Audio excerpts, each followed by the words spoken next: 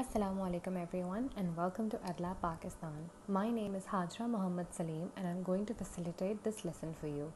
आज हम आपसे जिस टॉपिक पे बात करने जा रहे हैं that is the continuation of our discussion on lesson planning for beginners.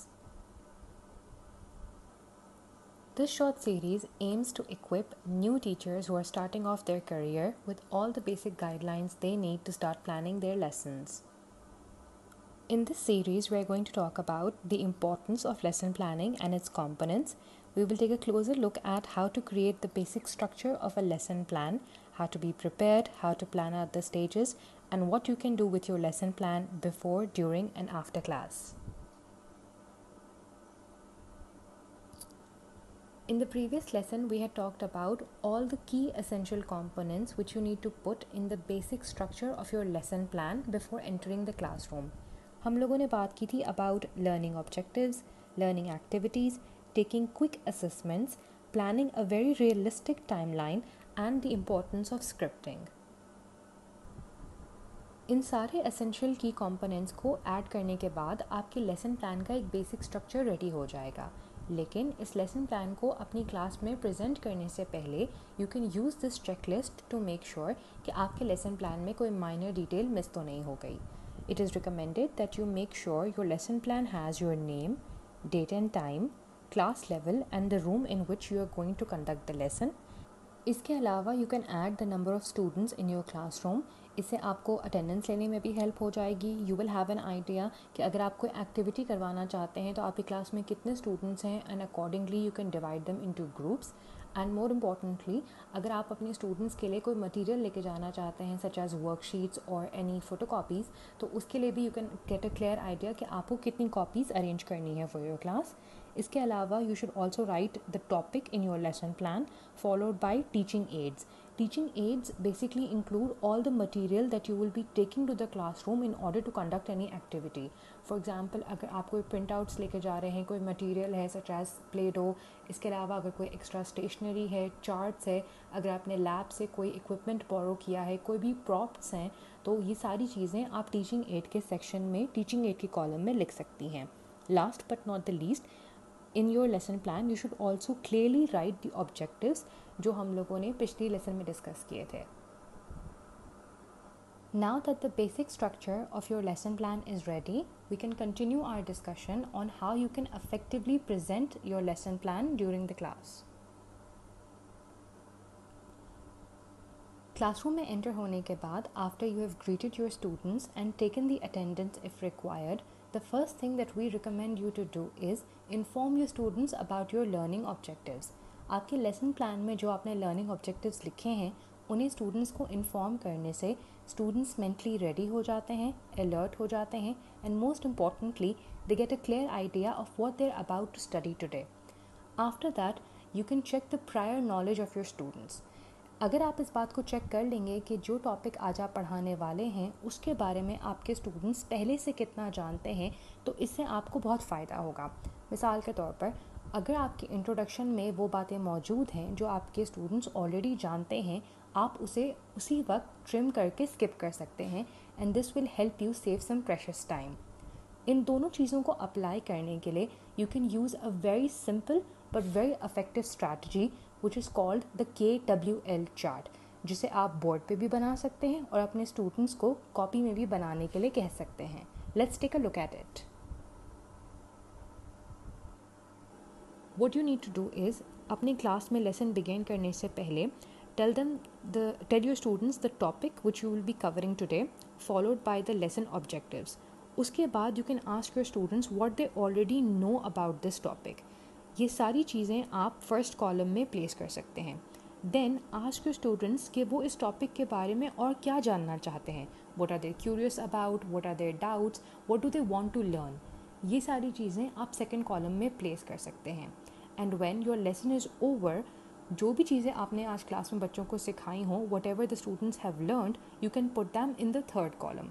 This chart is an excellent way to not only make your students ready for the lesson you are about to teach them, in fact, it is a great form of summarizing everything that you have covered during the day. Learning objectives और prior knowledge को check करने के बाद बारी आती है lesson के main part की, which is presenting the new content. पिछले लेसन में हम लोगों ने जिन लर्निंग एक्टिविटीज़ के बारे में बात की थी, now is the time to incorporate those. It is advised कि आप बच्चों को जो भी नया टॉपिक पढ़ाने जा रहे हैं उसे इंट्रोड्यूस करवाने के लिए किसी एक्टिविटी का इस्तेमाल करें। एक्टिविटी से मुराद सिर्फ ये नहीं कि आप बच्चों के साथ कोई गेम्स खेलें या उन्हें कोई प्रोजेक्ट करने के लिए दे दें। एक्टिविटी किसी भी मीडियम के थ्रू की जा सकती है। It can be by watching videos, by solving riddles, case studies को डिस्कवर करके भी आप एक्टिविटी बच्चों को करवा सकते हैं, या फिर सिंपली रीडिंग एक्टिविटी करवा कर भी आप बच्चों को एक्टिवेट कर सकते हैं so that they better pay attention to the class. Activities करवाने के मकसद सिर्फ दो हैं।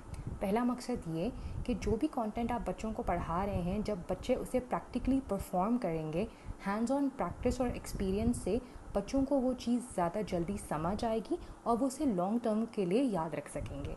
और दूसरा मकसद ये कि activities help you to break down your lecture and your lesson into chunks, और जो भी कंटेंट और जो भी नई इन्फॉर्मेशन आप बच्चों को देना चाह रहे हैं, जब आप उसे चंक्स में डिवाइड करेंगे तो बच्चों को फ्रस्ट्रेशन नहीं होगी और इन्फॉर्मेशन ओवरलोड से बच्चे बच सकेंगे।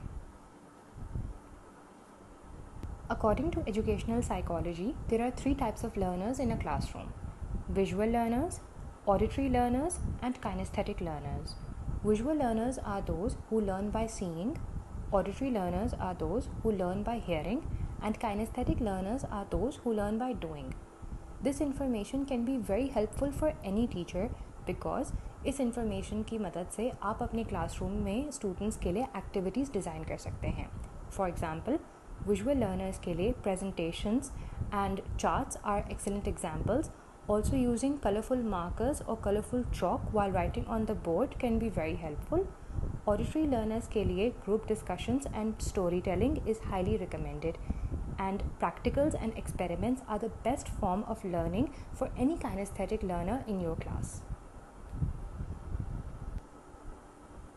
As a teacher and as a facilitator, बहुत नेचुरल सी बात है कि जब आप अपने स्टूडेंट्स को डिफरेंट एक्टिविटीज़ करवा रहे हों या जब आप अपने लेक्चर का मेन कंटेंट बच्चों को डिलीवर कर रहे हों, उस वक्त आप बच्चों को गाइडेंस भी प्रोवाइड करें। गाइडेंस प्रोवाइड करने से बच्चों का लर्निंग प्रोसेस इंक्रीज़ हो जाता है। गाइडेंस प्रोवाइड करने के बहुत सारे तरीके हैं।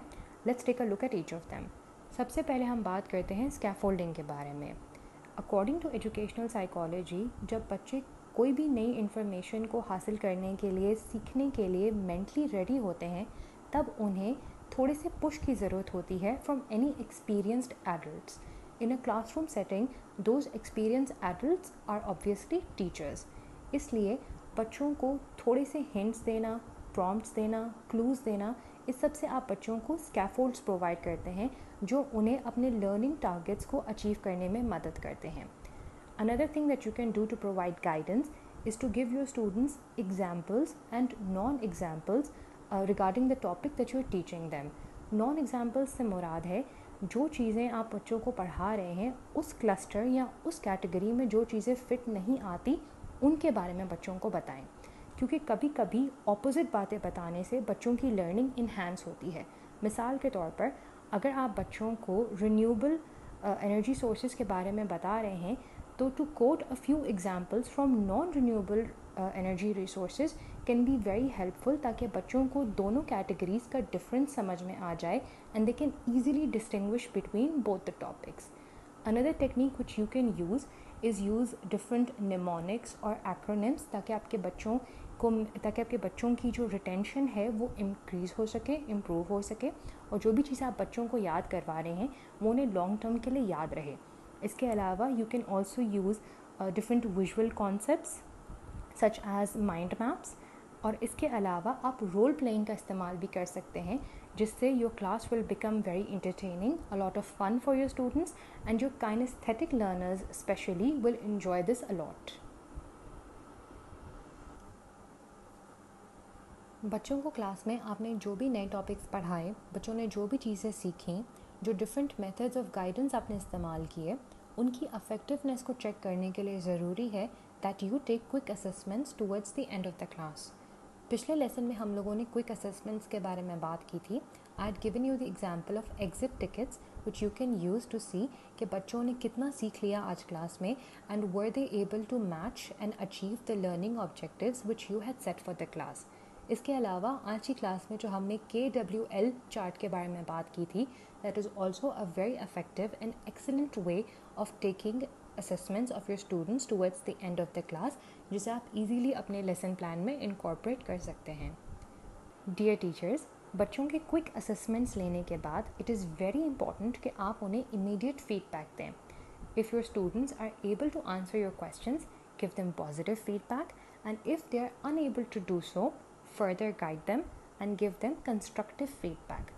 वर्बल प्रेज के अलावा अगर और कुछ नहीं तो उनके हाथ पे स्टार ड्रॉ कर दीजिए. सीनियर क्लासेस में भी आप ऐसा कर सकते हैं. ट्रस्ट मी, इससे बच्चों की मोटिवेशन बहुत इम्प्रूव होती है. And this brings us towards the end of today's class.